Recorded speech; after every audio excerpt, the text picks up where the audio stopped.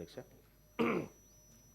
SC వర్గీకరణ విషయంలో రాష్ట్ర ప్రభుత్వం చిత్తశుద్ధితో ఆ వర్గీకరణ అమలు చేస్తానన్నట్టుగా గతంలోనే రాష్ట్ర ప్రభుత్వం ప్రకటించింది. ఆ విధంగా ముందుకు పోతున్న తెలంగాణ రాష్ట్ర ప్రభుత్వానికి, గౌరవ ముఖ్యమంత్రి గారికి, గౌరవ ఉప ముఖ్యమంత్రి గారికి అందరికి కూడా హృదయపూర్వకంగా ధన్యవాదాలు తెలియజేస్తా ఉన్నా అధ్యక్ష. అయితే ఇక్కడ ఒక చిన్నది ఏంటంటే అధ్యక్ష, ఈ ఎస్సీ వర్గీకరణకు సంబంధించి 3 కేటగిరీలు అనుకున్నారు అధ్యక్ష. ఈ 3 కేటగిరీల్లో ఈ డేటా తీసుకున్నారు. అంటే ఒక కేటగిరీలో ఎంతమంది జనాభా ఉంటారు, కేటగిరీ 2లో ఎంతమంది ఉంటారు, కేటగిరీ 3లో ఎంతమంది ఉంటారు అనేది క్లియర్గా డేటా తీసుకున్నారు. అయితే ఈ తీసుకున్నటువంటి డేటా 2011 జనాభా లెక్కల ఆధారంగా తీసుకున్నటువంటి డేటా అధ్యక్ష. సో ఇది ఈ అంశాన్ని ఇట్లా పెడదాం అధ్యక్ష. ఇంకొకటి, మన దగ్గర భారతదేశంలోనే అత్యంత ప్రతిష్టాత్మకంగా ఏ రాష్ట్రం చేయనటువంటి ఒక అద్భుతమైనటువంటి అథెంటిక్ సర్వే నిన్న మొన్న జరిగింది అని చెప్పి మనం అనుకుంటున్నాం అధ్యక్ష. మరి ఈ సర్వేలో ఎస్సీలకు సంబంధించినటువంటి డేటా లెక్కలు ఎక్కువ ఉన్నాయి అధ్యక్ష. మరి ఈ ఆధారంగా ఎందుకు తీసుకుంటలేమో ఒకసారి నాకు అర్థం కాలేదు అధ్యక్ష. అంటే మనం చేసినటువంటి లెక్కల ఆధారంగా, అంటే మన సర్వే మీద మనకేమైనా డౌట్ ఉందా, లేకపోతే ఇదే కరెక్ట్ అనుకుంటారా అనేది కొద్దిగా కన్ఫ్యూజన్ ఉంది అధ్యక్ష. మన దగ్గర ఉన్నటువంటి లెక్కల ప్రకారం తీసుకొని ఎస్సీ వర్గీకరణకు సంబంధించినటువంటిది ఇస్తే అప్పుడు బీసీ కులగణనకు సంబంధించింది కూడా కొంత మేము నమ్మాల్సి ఉంటుంది.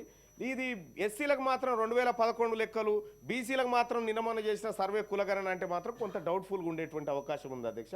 ఇక రెండో అంశం ఏంటంటే అధ్యక్ష, మనం ఇప్పటిదాకా కులగణనకు సంబంధించినటువంటి అంశం కూడా మాట్లాడుకున్నాం కాబట్టి, కులగణన విషయంలో కాంగ్రెస్ పార్టీ నాయకత్వం కానీ, కాంగ్రెస్ పార్టీ ప్రభుత్వం కానీ చిత్తశుద్ధితోనే ముందుకు పోవాలని కూడా చెప్తా ఉన్నాం అధ్యక్ష. కానీ ప్రజాక్షేత్రంలో మాత్రం అనేకమైనటువంటి అనుమానాలకు తావొచ్చింది అధ్యక్ష.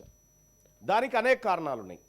గతంలో కేసీఆర్ గారు చేసినటువంటి సమగ్ర కుటుంబ సర్వేలో 2014లో చేసినటువంటి సర్వే, అది ఎంహెచ్ఆర్డి గవర్నమెంట్ వెబ్సైట్లో ఉంది. దాని ఆధారంగా కొంత విశ్లేషణలు జరిగినాయి.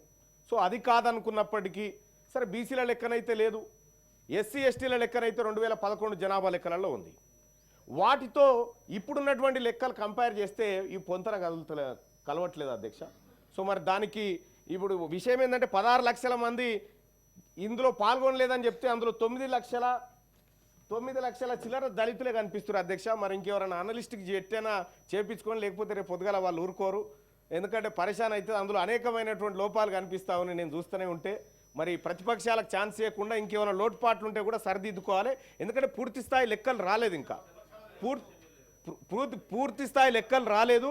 అయితే కులాల వారీగా కూడా ఇక్కడ ఎస్సీలకు సంబంధించినటువంటి కుల వర్గీకరణలో ఇక్కడ ఒక చిన్న రెల్లి అనేటువంటి వాళ్ళు 3025 మంది ఉన్నారని, పాకి అని, మోటి అని, తోటి అని 947 మంది ఉన్నారు, అనాముకు 17 మంది ఉన్నారు ఈ రాష్ట్ర జనాభాలోని. ఎట్లయితే కులాల వారీగా లెక్కలు ఉన్నాయో, బీసీలకు సంబంధించినటువంటి కూడా కులాల వారీగా లెక్కలను ఈ సభ ముందు, ప్రజల ముందు పెడితే అప్పుడు ఒక మనం చేసినటువంటి కార్యక్రమానికి ప్రజా ఆమోదం దొరుకుతుంది. లేదు అనుకుంటే ఇప్పుడు ఈ పత్రం అసలు నాకు అర్థం కాలేదు అధ్యక్ష. ఈ పత్రం ఒకటి పెట్టినాం మనం, కానీ ఇది ఉందని మొన్న ఉత్తమ్ కుమార్ రెడ్డి గారే చెప్పారు, గౌరవ మంత్రివర్యులు. మరి ఈడ గదే కనిపిస్తూ ఉంది, ఇంక కొత్తగా ఏం లేదు. ఏమైనా బిల్లు ఏమైనా పెడతారేమో నేను సంతోషంతో ఊరుకొచ్చిన అధ్యక్ష. ఇక్కడ బిల్లు కనిపిస్తలేదు, ఏం కనిపిస్తలేదు, మళ్ళీ గదే ఉంది కథ. బెల్లు అంటలేదు.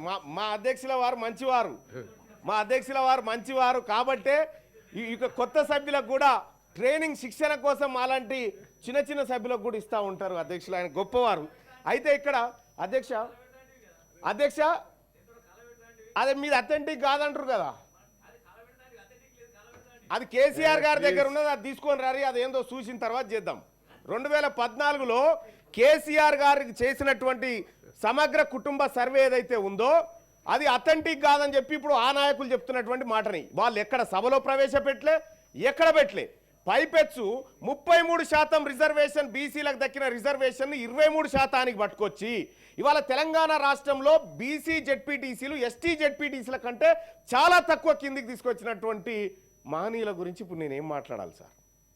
అందుకోసమే మాట్లాడాలనుకుంటే అధ్యక్ష, రేపు ఈ చేసినటువంటి సర్వే, ఈ చేసిన మనసులో ఉన్నదే మాట్లాడుతున్నాం. ఎల్ఓపి గారు దయచేసి ఆయన మనసులో ఉన్నది మీ మనసులో ఉంది, నేను మాట్లాడాలంటే ఎట్లా సార్?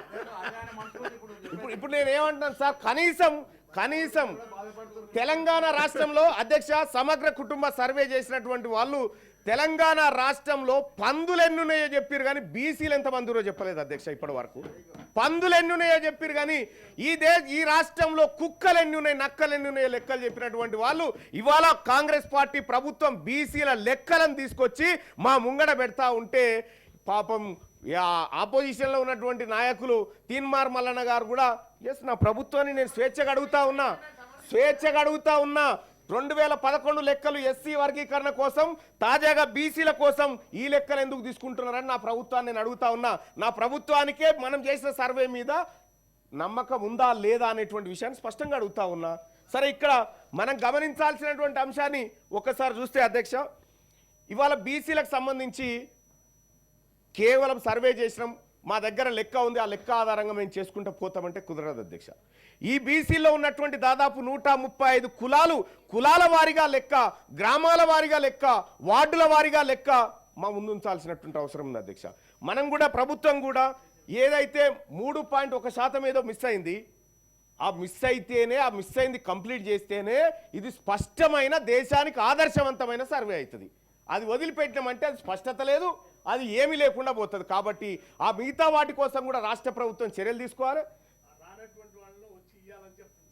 సో నేను కూడా రిక్వెస్ట్ చేస్తా ఉన్నా, మీ నాయకుడిని సభకు పట్టుకరాకపోయినా పర్వాలేదు, సర్వేలో నన్ను పాల్గొనవలసిందిగా మీ నాయకుడిని మీరు చెప్పాల్సిందిగా మేము కోరుతా ఉన్నాం. సార్ అధ్యక్ష, ఫైనల్గా ఒక మాట అధ్యక్ష కంక్లూడ్ చేస్తా. బీసీలకు సంబంధించినటువంటి అధ్యక్ష, ఈ బీసీలకు వెనకబడిన తరగతులు మేము క్యాస్ట్ కాదు అధ్యక్ష, క్లాస్. మేము బిగ్ క్లాస్, బీసీలం అంటే బిగ్ క్లాస్ అధ్యక్ష. నేను ఎందుకు చెప్తానంటే పెద్ద సంఖ్యలో ఉండేటువంటి మాకు ఒక పథకాన్ని అమలు చేయాలన్నా, లేకపోతే మాకు ఒక ఫలాన్ని అందించాలన్నా కనీసం లెక్కాపత్రం లేదు అధ్యక్ష.